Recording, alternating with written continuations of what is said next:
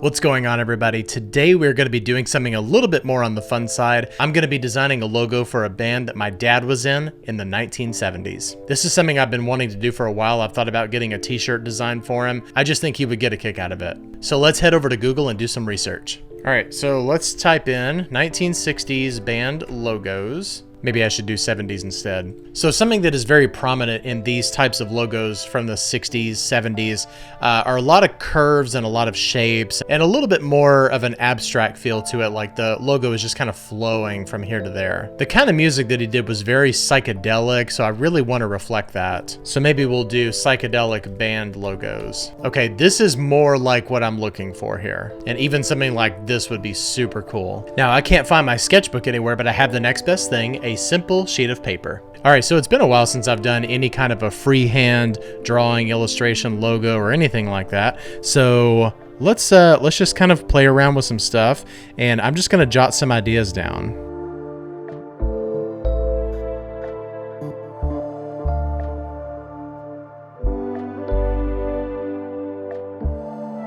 All right, so first impression here, very, just obviously we're getting some ideas down on paper here.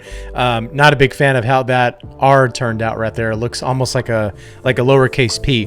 But just kind of throwing some ideas together and getting an idea of how the letters work with each other and seeing if there's any way that we can do something here. I probably should have started out with something like this and just kind of see how the relationship of the letters themselves work together to see if we can do something kind of like shaping them together like you would puzzle pieces or something like that. I'm going to do something else and probably just experiment with some lowercase stuff right here. Maybe I'll try to do something like this where we do like a large cherry. And of course we can expound on this a little bit once we get it in digital format.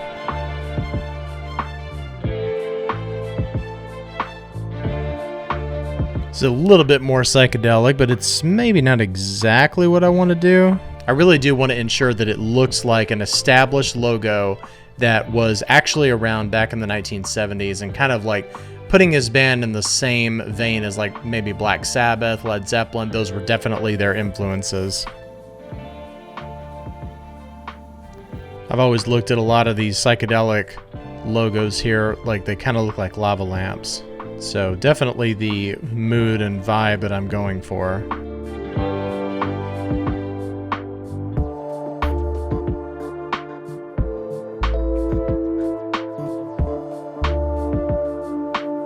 Running out of room here. All right, well, not exactly what I was kind of going for here, but maybe it's time to move away from ink and paper and just go right to the computer. It's not like this is a client project or anything like that. It's just really done for fun. All right, so let's do a little bit of freehand illustration. I'm going to be using my mouse and not a trackpad. Let's turn this all the way up to smooth so we get that lava lamp type of feel, and let's just kind of play around. I'm going to draw some letters here, and we can just kind of go from there. I like these real bubbly type of letters. I feel like that's what you see a lot of when you look at those psychedelic bands from the 60s and 70s.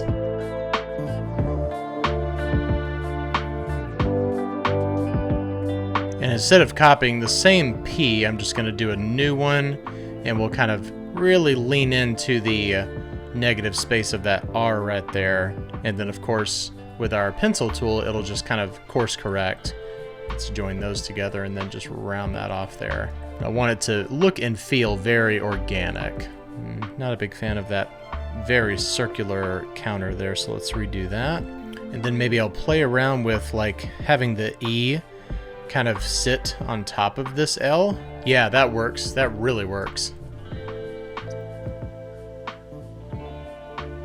Make this super thick C right here. I think that's really cool. And H's always give us trouble when I'm doing things like this. So we'll just kind of go like this.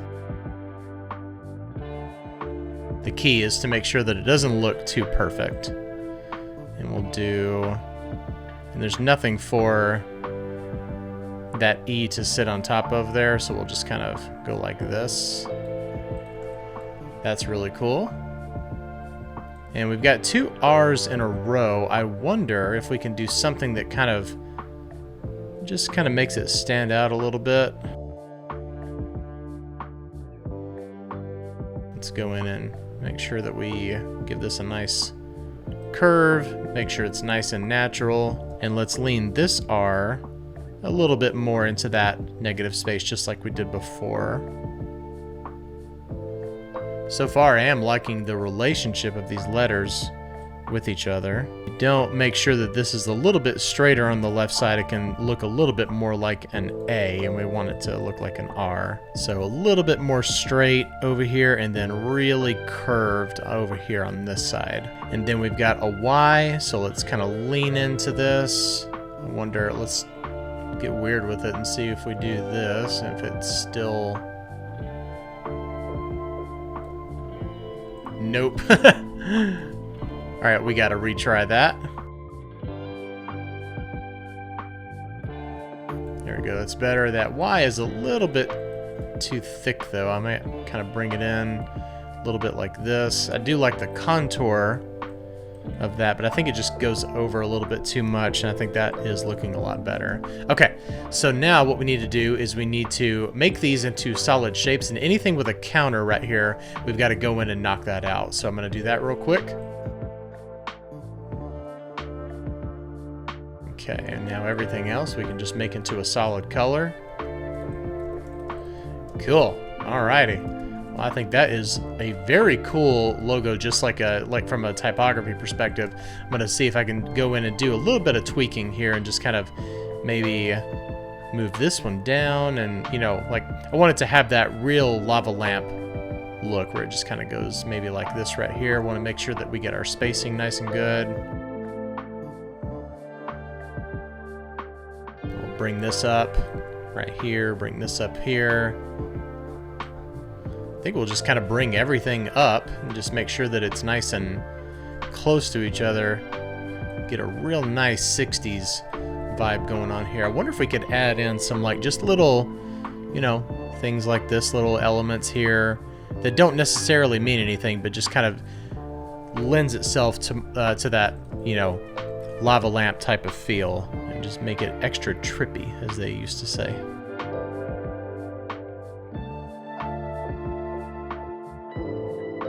Not a big fan of how this is kind of in like that. Let's kind of move it right there. That looks a lot better. One idea that I had earlier was what would it look like if we reversed the R, but I think that since we've already contoured it, I don't think it's going to work. And then let's do a thing here where it's kind of like a puzzle piece, you know, fixing in with this.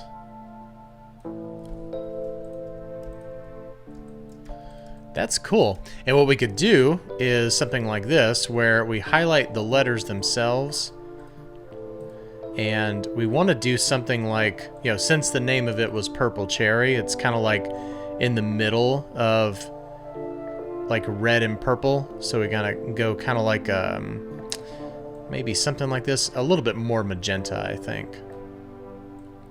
It's kind of the vibe that I've always gotten, is like around this, you know, maybe a little bit more purple, but just kind of like in between red and purple, and you don't quite know if it's red or purple or not.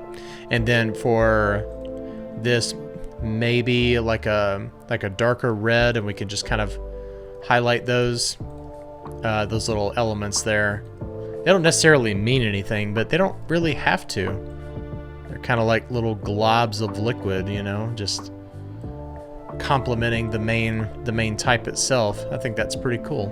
So now let's grab this as a whole, and I wonder what it would look like if we did a little bit of warping here. So like, what if we did something like this, and let's make sure this is grouped together. Make sure that this is an item for the make sure this item is at the front. Select both of them, and we're going to go to Object, Envelope Distort, and Make with Top Object. So that's pretty cool. It gives it a little bit more of a warped view, although I'm not a big fan of the fact that it's a perfect circle there. So I think we might do something like this, a little bit more egg-shaped, and then go do the same thing over here. Again, a little bit too much, but what's cool about this is you can just adjust this just like that. I actually forgot that you could do that for a second. So you could totally do that kind of warping, but I just don't think that it's necessary. I think that the way this is laid out is already the way that it should be. All right, so I've got this in Photoshop here. So what we're gonna do is we're gonna do a distressed look for this, and I'm gonna open up a distressed texture that I already have here. Let's move this on top, and I'll show you exactly how to do this. So you want to find some kind of a distress layer that looks something kind of like this right here. So what we're going to do is we're going to go up to select and select color range. We're going to go to highlights, hit OK, and then select our original layer. And I'm going to do Command or Control J, and that's going to select those highlighted layers. And we're going to do the same thing with midtones and shadows now. So just repeat the process. Go to midtones, Command or Control J, and I'm just naming these layers like the first letter. So highlights, midtones, and shadows. Go back to our original layer and do the same thing here. So we've got all of those now. So now I'm going to turn off our original Vector Smart object here and turn off our distress layers. So now you can kind of play around with this thing and see what kind of look you want. So do you want something like destroyed, something like this, to where it's like pretty much not readable?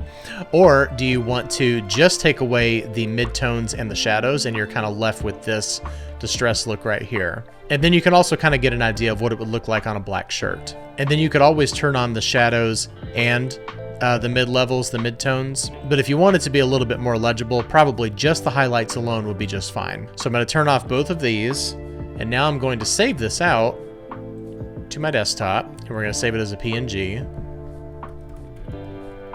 Purple cherry, large file size, and I use Placeit by Envato for all of my mockups, so we'll do something like this. So I'm gonna say shirt mockup, maybe like guitar or rock or something like that. This guy right here totally looks like he would be a Purple Cherry fan. All right, so I actually have to resize this. It's a little bit too large for that website. All right, that looks really cool right there, and maybe just kind of resize it down a little bit. You can get like a little live preview over here to the right, move it up a little. All right, very cool. There it is, Purple Cherry t-shirt made with Placeit. Not sponsoring this video, but I do use it. All right, well, thanks a lot for joining me for that really fun project there. I've been wanting to do that for a while. I'll probably get a t-shirt made for my dad. I think he'll get a kick out of it. Thank you so much for watching, and if you enjoyed this video, please hit like and subscribe and click the bell for notifications to be notified of all future content. Thanks a lot for watching, and I'll see you next time. Bye-bye.